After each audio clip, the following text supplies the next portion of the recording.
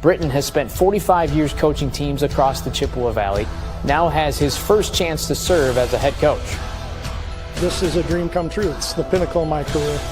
Another throw off here. That's going to be number 6, Lorenzo Thompson throwing it, and that's going to be a bit of a duck in the air. Returned now by number 1 for Devon. He's going to get a little bit of wiggle room in there, but he's not going to get too far. One down situation, we're about to knock it in. Freeman, handoff right up to the side, and that's another touchdown in there. Is Devon Ford. Right off to the hound. That was a touchdown. Yeah, that was a good play. Wade Freeman noticing those strong. Davilo in the backfield. Oh, that's going to be a fumble, and it's going to end up in the hands of number 4 for the Axe Men, all the way down to the sideline.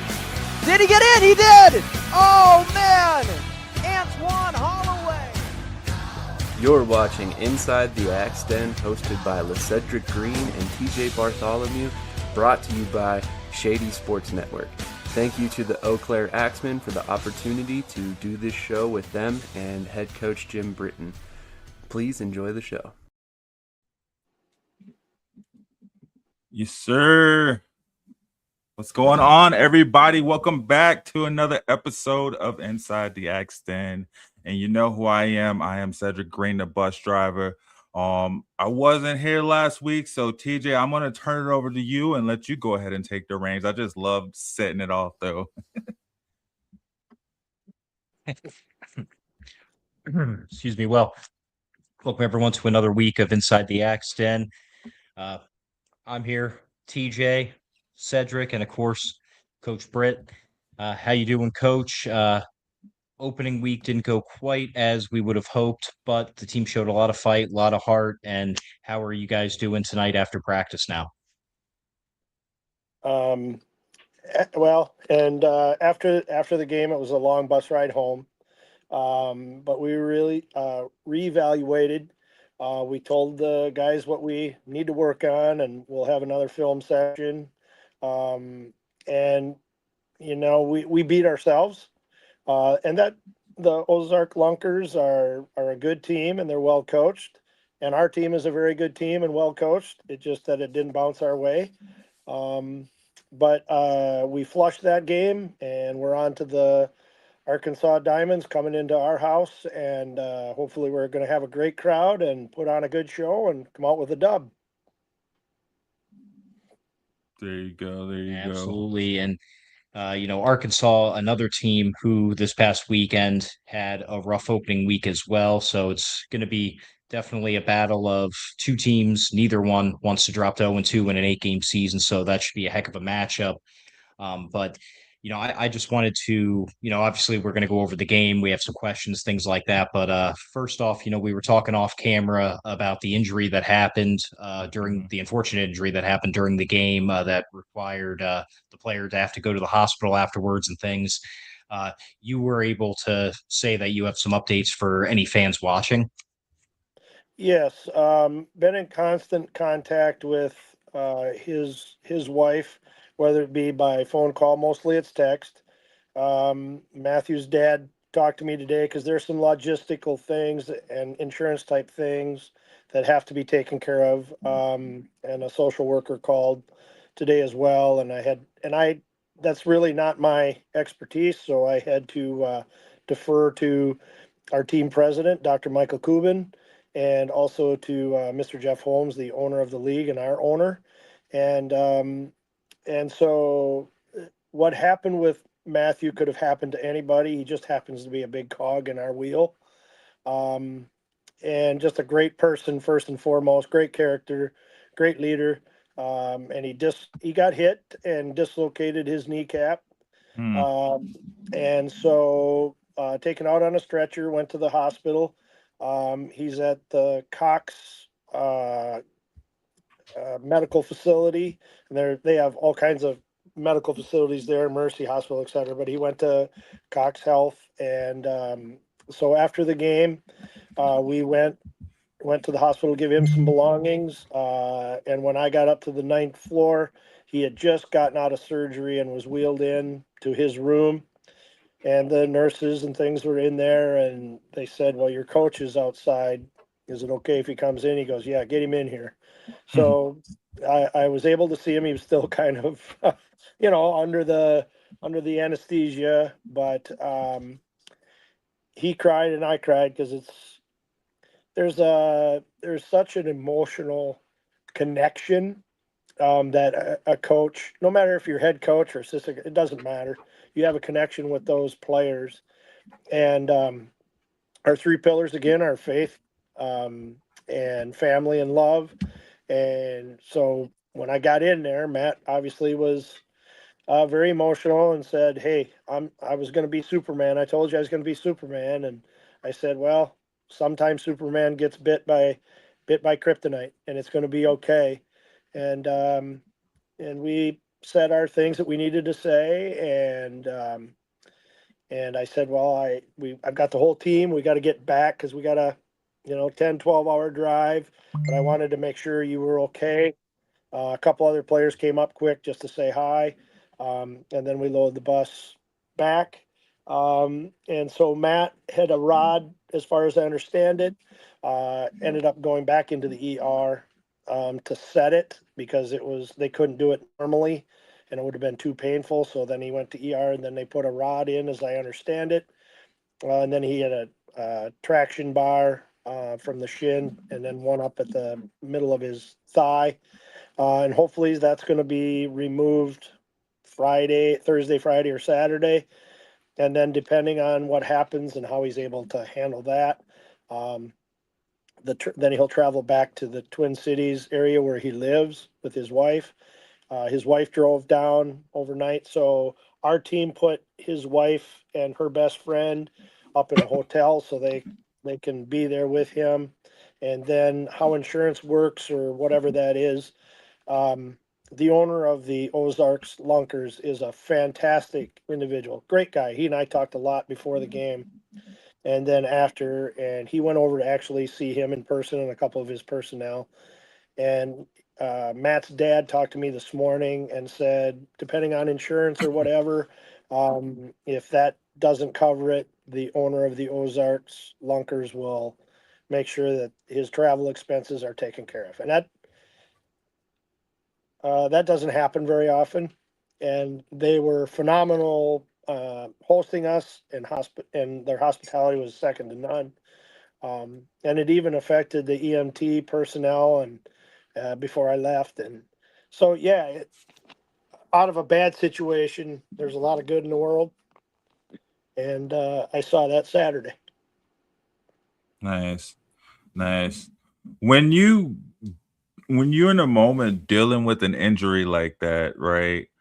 Yep.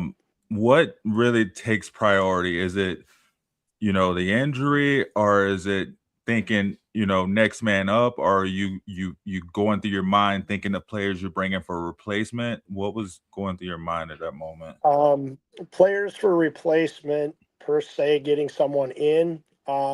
We did that as of yesterday when we had yesterday on our long bus ride back. So you're in that mode, but at the moment, Matt was in excruciating pain and just said, I love you, coach. I love you, coach. As he's putting on a gurney, and there is that special bond. Again, like I said earlier, between any coach and their players, doesn't matter what title you have. And so wanting him to get checked out because we knew it was pretty serious and it was up along the dasher board besides. So to get him, to get him there and get him to the hospital was our utmost concern. And then after he gets loaded, then you worry about your team. Okay, does the wind come out of your sails a little bit? Yeah, and that's natural, and it did. But then it's also next play mentality. And so we got to continue. And I said Matt would want it that way, so we're going to play, and we did. And then I let my assistant coaches take over the game for a bit while I went to the ambulance before he left and made sure he had his belongings and things. And yeah, so you worry about the well-being of your player first, then you worry about the well-being of your team, and the game, and then whatever happens after that, it's still all about Matt and then keeping the guys, heads up, whatever, because you lost the game beside. So that didn't, and I forgot Matt even asked if we had won or lost, and that was hard to take. But yeah, and then now and unfortunately that's the brutal incident that happens in the game. He's done for the season, obviously. So that's hard to begin with because his dad said he's never had an injury before. So this is his first injury, and then it's like that. So I told him once an Axeman, always an Axeman. So you'll be back next year, hopefully, as good as new, and we'll go on from there. And his wife and him, I texted today, and I said, when you're able and willing, and you want to come, you come and be with the team on the side or in the players bench and come into the locker room. You're still part of this team, and that's how you got to approach it, I guess. And then we got somebody new came in today to try to replace, and it's hard to replace a Matt, but we just do our best and try to fill the holes as best we can.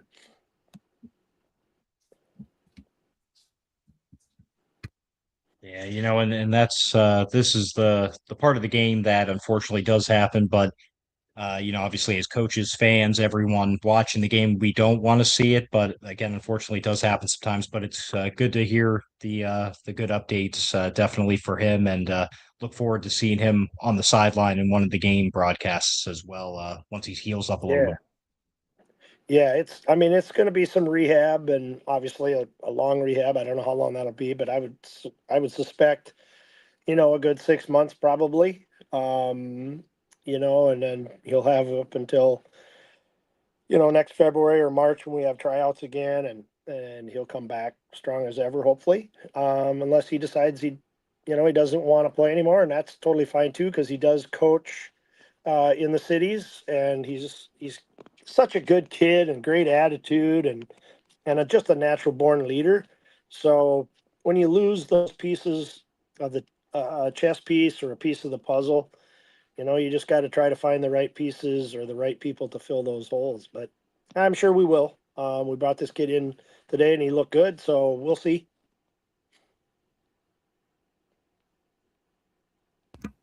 Good. Well, looking back on the game itself this past weekend, overall, obviously the end result was not a win, but that first offensive play, man, it was awesome.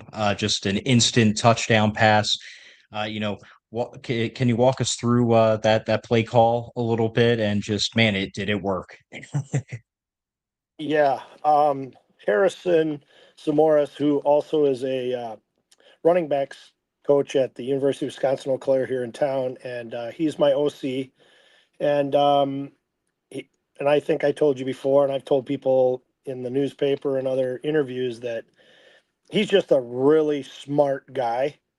And my defensive coordinator, MJ Johnson, another smart guy. So I surround myself with smart guys because I'm probably not that smart, but they are really, really, really top-notch guys and high character guys. So that's number one. That's why I got them. Number two, it was just a deep call, and the guys that we have are the ones that we have during that play. There's 3-4 of the guys that are just blazers. They can leave a vapor trail when they run past you. And so on that play, Malik, who is our quarterback, is second to none. He's got a powerful, powerful arm, and he can thread the needle, and he did on one play where I think it was Sinquay caught it, or maybe Bo, but he threaded the needle between two guys and scored a touchdown towards the end of the game. But yeah, he's got a rocket arm, and I thought, oh, here we go, we're gonna roll, and then we kind of got ourselves in a conundrum where, and we practiced it, but it wasn't to our liking, and we really worked on it today. Was our tempo. Guys kind of were walking up to the line and 20 seconds. So we got caught I think we had 4 or 5 possessions inside the 10 and inside the 5 that should have been points. So you figure if you make 3 of those, you're talking, 18 at least, if not, if you make 5 possessions at 6 points, that's 30. And we had already scored 32. It's a difference in the game. And what we had was they had little play clocks, no excuses, but they were play clocks far end, and they weren't as big as they wanted. And we just didn't do that, and we shot ourselves in the foot on those 4 or 5 possessions, and those 4 or 5 possessions cost us the game. So no excuses here. We worked on it today at at length. And setting the ball down, setting it, because as soon as the white cap sets the ball, beep, the whistle blows, and you got 20 seconds. And we were pushing that time limit, and we got that down to about 15 seconds, maybe a little less today, and that's the tempo we need to have. So a lot of correction with the first game, and I look at it optimistically too, even though we lost, is that these guys have really only known each other for about a week and a half, 2 weeks, and really have only played that besides tryouts and cuts. So I'm happy with where we are. Don't like the loss, obviously, but today gave me a lot of optimism, and I was really excited, and we fought back, and that's the thing. We didn't quit, and that's what I'm most proud of. These guys, there's no quit in these guys, and they're competitive, and they're just great character guys. And so that's probably one of the things I'm most proud of, is that we didn't give up. We know we can be better. We know we are better, and we got it corrected today, and we'll just continue to correct and make corrections and tweak it up until Saturday kickoff or throw off. There you go. I mean, that's all you can do, right? Especially like you said, having short amount of time to get together, come together, put it all together, install it, and then go out and and perform. That's a lot to ask. With you said you're making little tweaks. So are you looking to build upon the game plan from last week, or would you be trying to go in an entirely different direction, especially with having the injuries? Great question. A little bit of both, LeCedric. We switched some things up a little bit, and our one running back tweaked his hamstring, so he was a game time decision. So he didn't play, and he's another big athlete. So one of the guys that obviously we cut was at the ready. He's in the area in the cities, and we called him up yesterday. He was at practice today, looked really good. So that'll give this other guy time to heal. But the nature of the beast is, you still have to produce. And if you're injured, that's very hard to do, obviously. So that's again, that brutal part of on the other side of the injury, is that if you're injured and you can't go, then we have to do what's best for our team and to win. And so, some guys are either inactive or we have to let them go. And then, it's the nature of the beast. And then you just find somebody else, and away you go.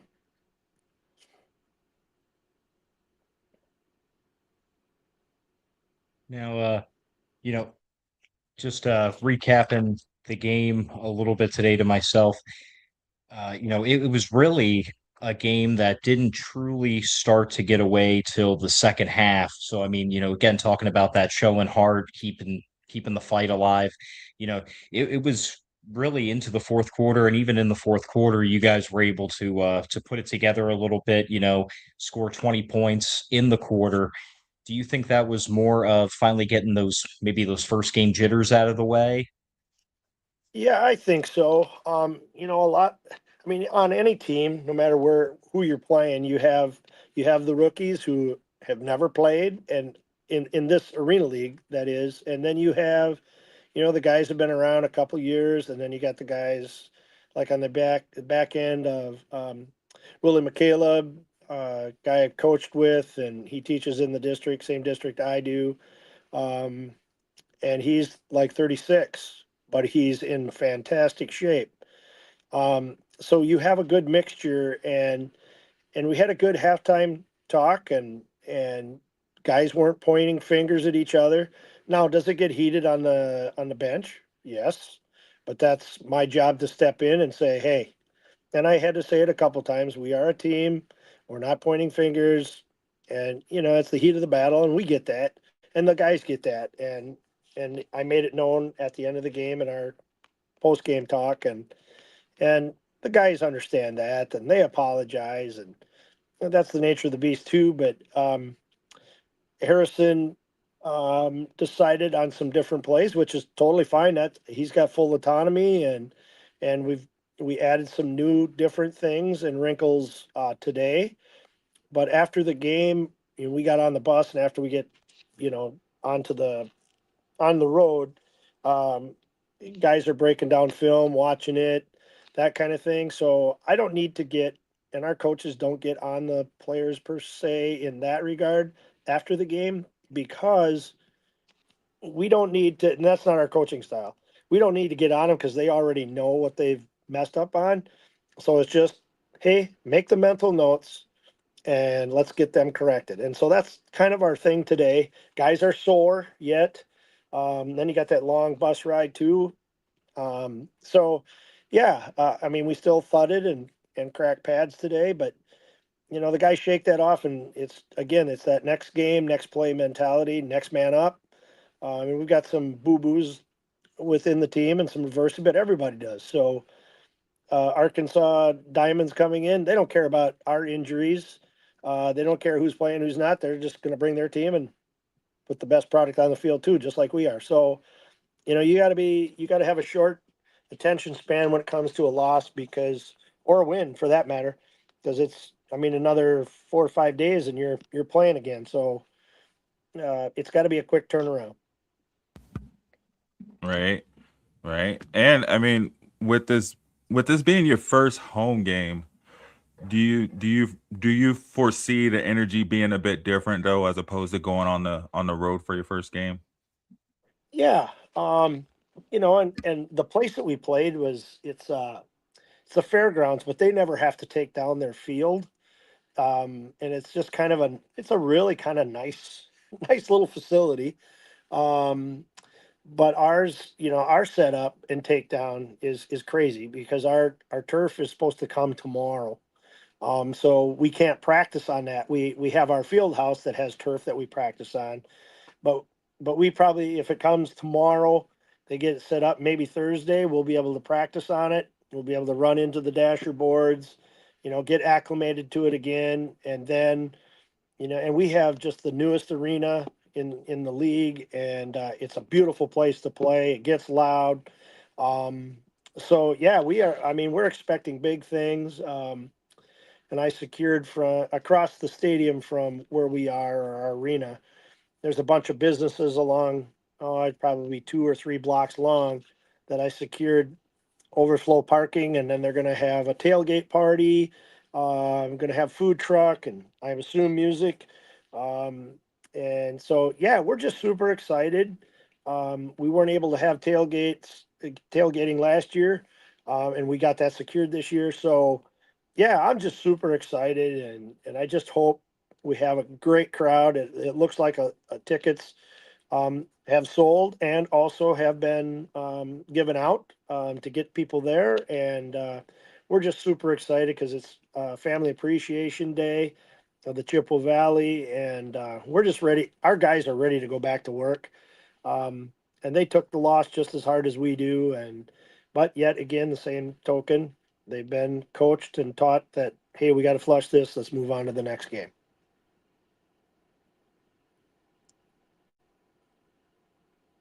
Yeah. Look, post game, especially when players and coaches go as well. Man, those are those are fun. I remember we did that a couple times when I was with the Lehigh Valley team in the area.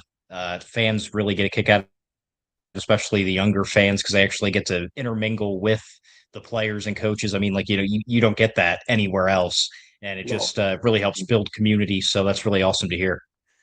Well, yeah, and these businesses that allowed us to do this. And I did that back in, I think it was March-ish. And they just were very receptive. And our trade for them using those spots or ticket to give them complimentary tickets for their businesses, because they have to put up with, the food truck and the inconvenience a little bit. But they were more than willing to do that as long as they had some tickets for their employees. Hey, what better trade-off in business than getting fans than, hey, guy across the way that owns OK Tire. He's got 3 or 4 businesses connected there.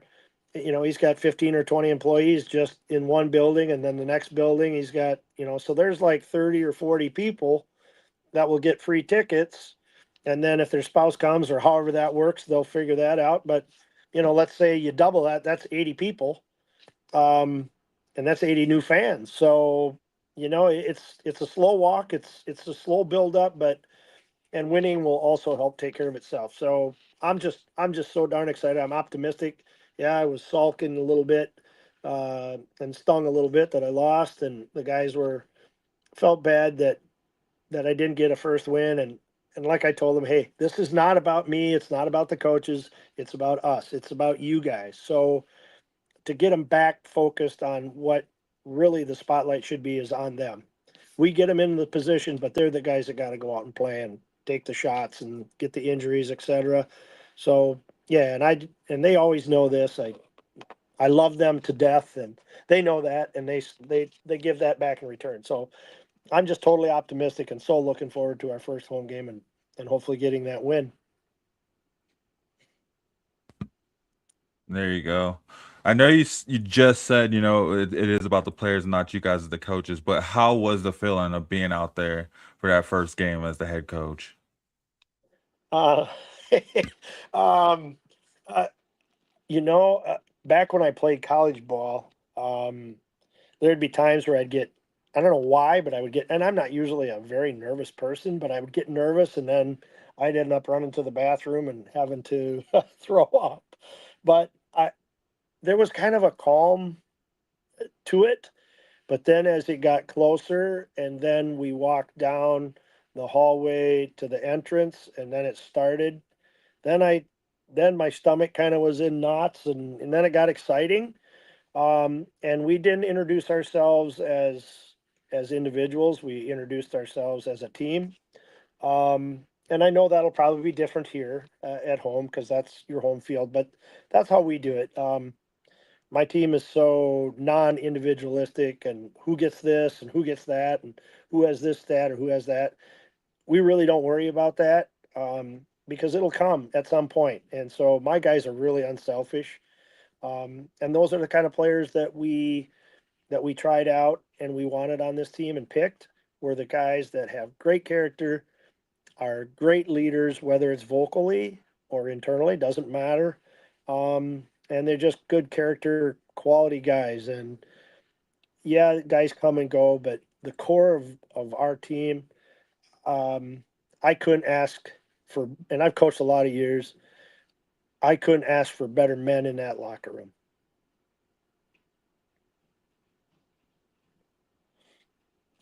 And I cannot wait for this weekend. It's going to be a great scene at home, that's for sure. Definitely a lot of riled up fans, riled up players, riled up head coach. Why not, right? Heck yeah, let's chop some wood, man. uh, going into this game against the Diamonds, obviously, one thing we haven't touched on yet, definitely going to have to cut down on the turnovers, especially in the red zone. There were 2 or 3, I believe, that were thrown into the end zone, a couple more throughout the game. Do you attribute that to just, again, first game, really having the system in place against an opponent besides basically yourselves in practice? Or, is it maybe adjusting the play calls moving forward as well? TJ, it's a little bit of both. And Harrison had a great, he's such a great tactician. And I don't want this loss to ever be belittling. And I know you guys aren't, but the general public, I don't want people to belittle or think, oh my God, this coach is terrible. That's not the case at all. He can adjust on the fly. He's very good about that. Um, and you know, when you shoot yourselves in the foot and you create um, self-inflicted penalties, um, you know that it just you just lose your mojo, you lose your momentum, and then you turn around and you know they might get a quick touchdown or whatever, or you have a breakdown or miscommunication. You know, they got up on us pretty quick, and then it's now we're in rally mode. Now we got to come back, and I'll tell you, Malik can hum that ball. And when it goes past you, you hear it whistle as he throws it. And he got rushed. And we talked about it today. Like any other NFL quarterback or whatever else, you're rushed and you throw off your back foot. You don't have that power. You don't have that zip on the ball. And then it's going to get picked. And that happens. And we're going to get better at that. And he's going to get better. And I know we talked about it today. And he goes, Coach, I've never thrown 5 interceptions in my life. I said, well, guess what? You did. It's over with. It's done with. Now let's go forward and let's not throw one every, you know, if we get one every game, okay. But try not to get 0. We're chasing perfection. We're not perfect, but we're changing it. And he's got a great mindset. He's a great leader.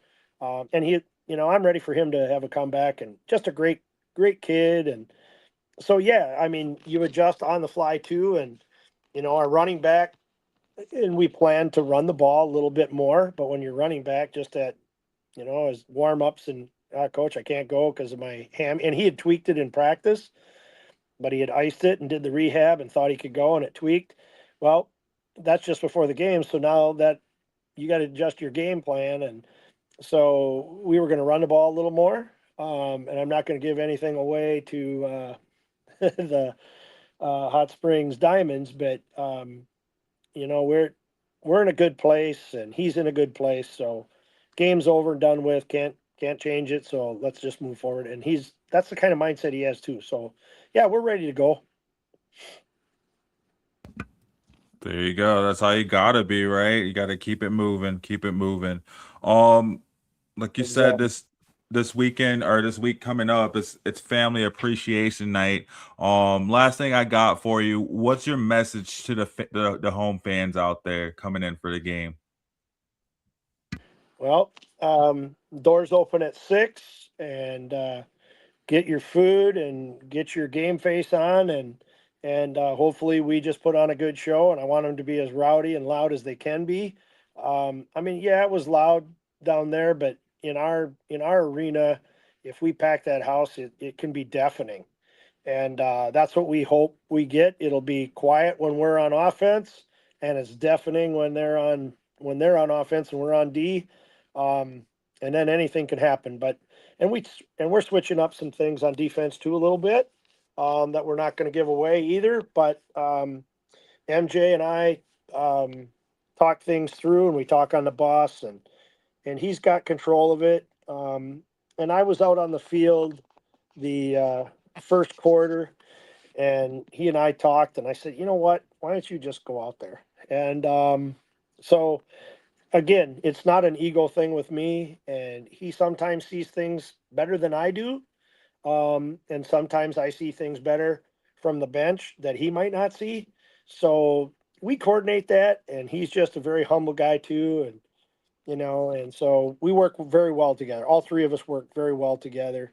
And we're hoping to get our D-backs coach on board here after, I think it's this weekend. DC Connors, friend of MJ's, will be our D-backs coach. So then we can get even more in-depth coaching, and I do the D-line / O-line, and then MJ does linebackers and defense, and Harrison does the O. So yeah, we're just super excited, and you know, we're in a good place. Yeah, it's not good to go 0-1, and then we're 1-8 over the last, you know, year in a game. So we talked about that too, is that we got to change, and we have higher standards, and that's what we got to do. We got to reach those higher standards and get over that hump of, because nobody likes to lose. But yeah, we're going to turn it around. I'm very optimistic, especially this weekend. I'm just so ready to play, and the guys are ready, and it'll be jitters for them too, because they'll be in front of a larger crowd, and so that's, and they really haven't been inside the arena per se with the turf and dasher boards down, so we'll be able to do that Thursday hopefully, and practice in there and have music and just have a good time.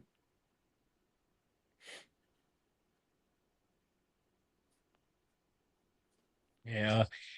One thing I did want to ask about, because I caught it during the game, but at the same time it was kind of like what I don't think I believe the announcers were even a little kind of confused on what was happening. There was a bench warning or penalty in the game. What exactly Yeah. happened with that?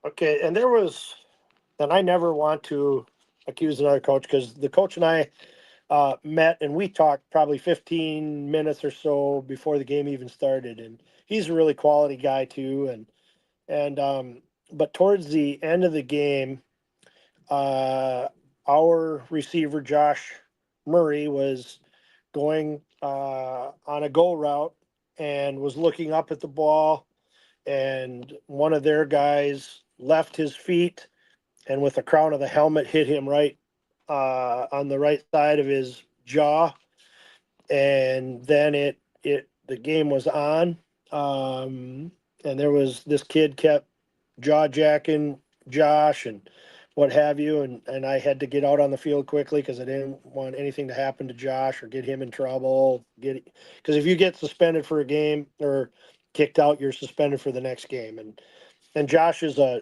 true pro's pro, and he works really hard at his craft, and it was a very unfortunate incident, and I considered it, and I'm not saying this about his coach or how they're coached. It was a target, and it was unnecessary, and it could have had a very bad outcome, especially if his mouth guard wouldn't have been in. What could have happened? Broken jaw, broken neck, whatever.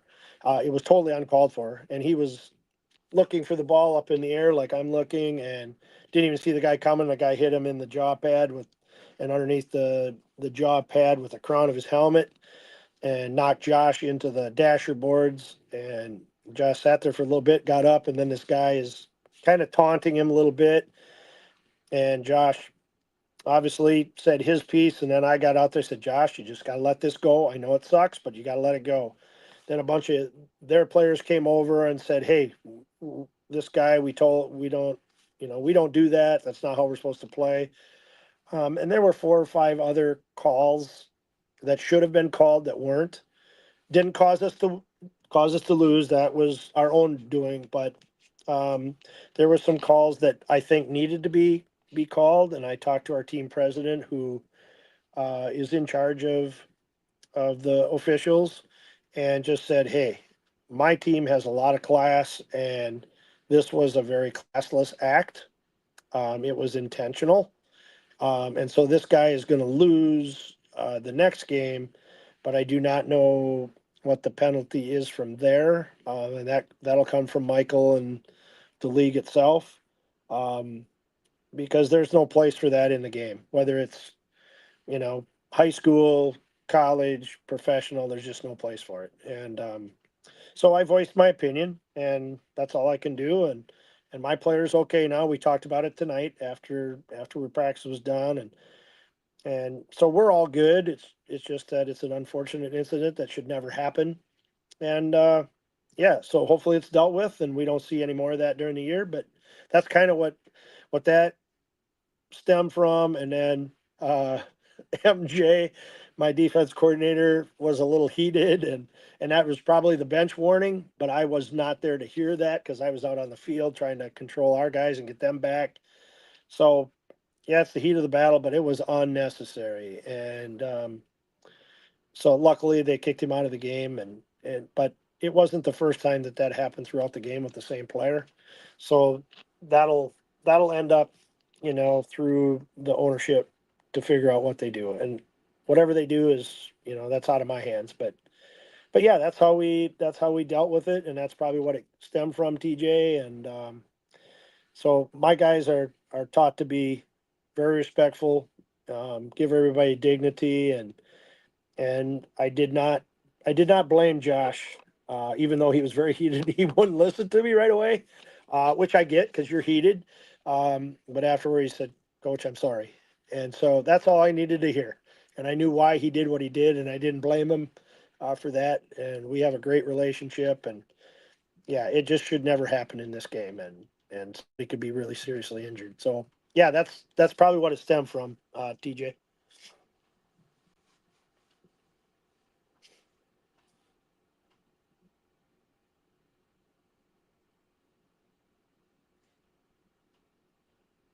Cedric, got anything else, Cedric? I was trying to think. I mean, I could dive. I probably got a lot more we could dive into, especially just But touching on that. if you want, Um, to, go ahead. Go ahead. It depends on time for you guys. It doesn't matter to me. right. I think we'll have to save it for next week's episode. That sounds good. But no, definitely looking forward to catching the game this weekend. And looking forward to hopefully a win from you guys, right? It's time to turn it around, and I'm sending that energy out to you for sure. Thank you. Appreciate it. And I got to think of the coach now. He was out on the field and he got tackled and then he hit his head. Is it Terry Bowden? Is that one of the head coaches that played? He was on the field. Yeah, he was on the field, and I don't know if he calls offensive. I don't know if it was offense, defense, and there was either an interception or whatever, and the guys collided, and he went over backwards and hit his head. His head just snapped. He went off on a stretcher. He came back, but that might be another reason. Might be another reason why MJ. I was kidding him today. Might be a reason why I don't want to be on the field because I don't move as swiftly as I used to when I played college ball. So this old cat doesn't move very fast. So these guys are big and strong and fast, and that's all I'd need. Break me in half. Right. I'm good. Gosh.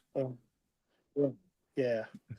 And that's one thing too is, I'm humble, and I don't look for credit. So if MJ and Harrison are both humble, very kind people, and so we joke around all the time. But if Micah wants to be out there, more power to him. I don't need to be out there. I have we have our interviews and things like this that I get to talk about those guys and my players.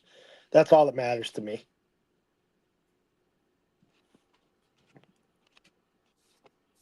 Yeah, and here me and Cedric don't lunge at you, so Hey, it's also a little bit safer. That's always amazing. And I'll tell you this, besides I appreciate you guys, I told you that.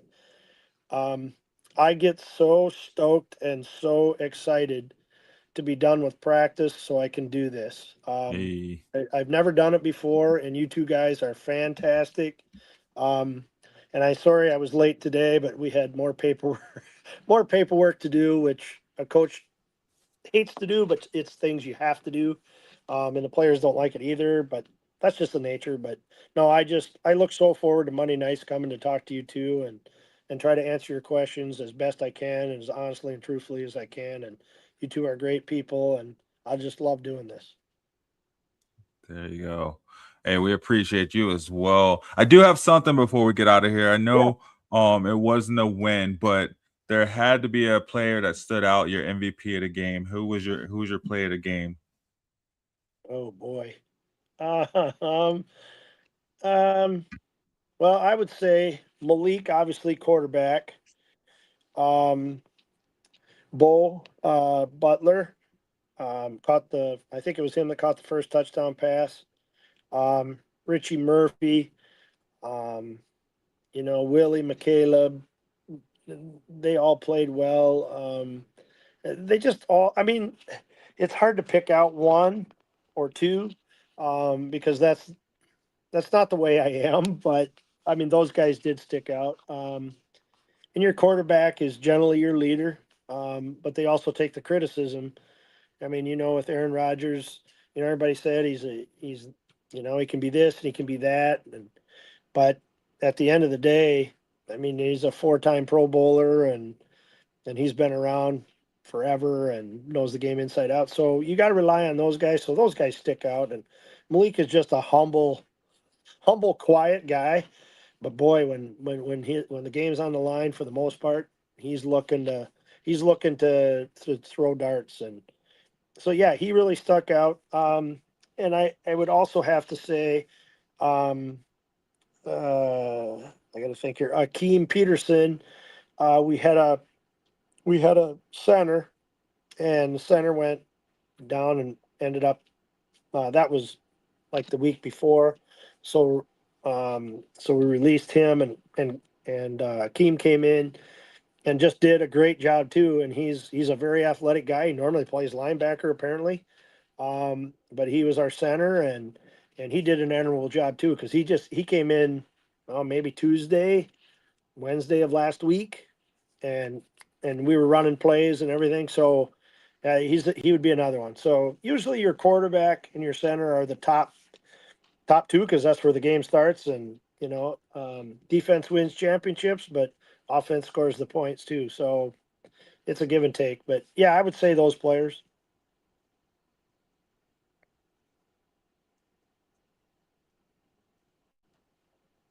That was a good question, Cedric. Yeah, very good. That was a Yeah. yeah. Well, I mean, again, this Saturday at 7, I believe, is kickoff. 7 or 7:05, I think. I think it's 7:05, but I could be 5. mistaken.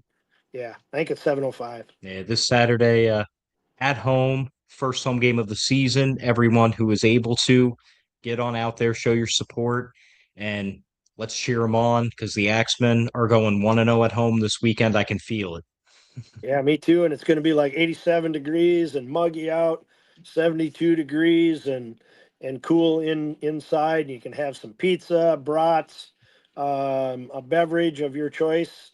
Yeah, it's going to be ruckus. I hope it is, and I hope we put a good show on for not only our fans but our sponsors that are there, and these kids will get some autographs and those kind of things. That's what I'm most excited for, is to see these little kids, see the players and interaction.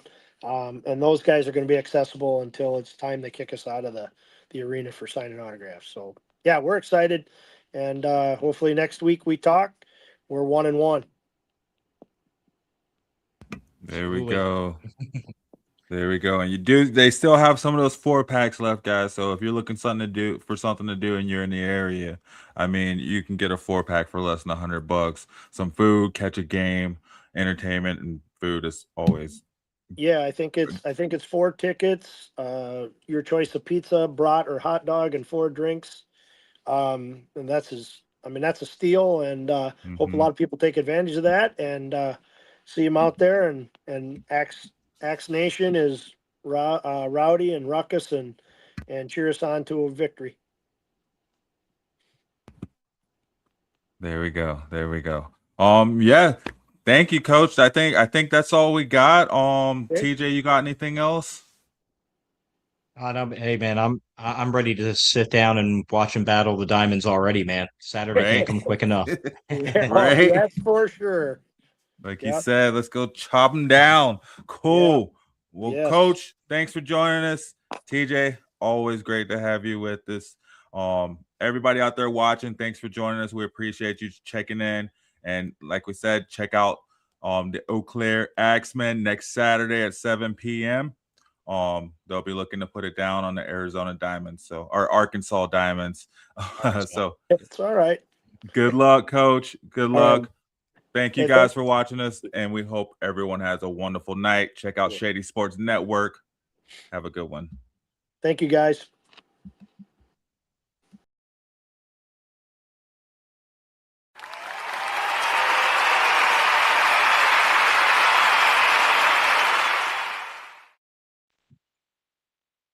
Hi, everyone. This is TJ from Shady Sports Network. I am excited and proud to be the first one to announce that we as a network are introducing a digital magazine, official one called Shady Sports Magazine.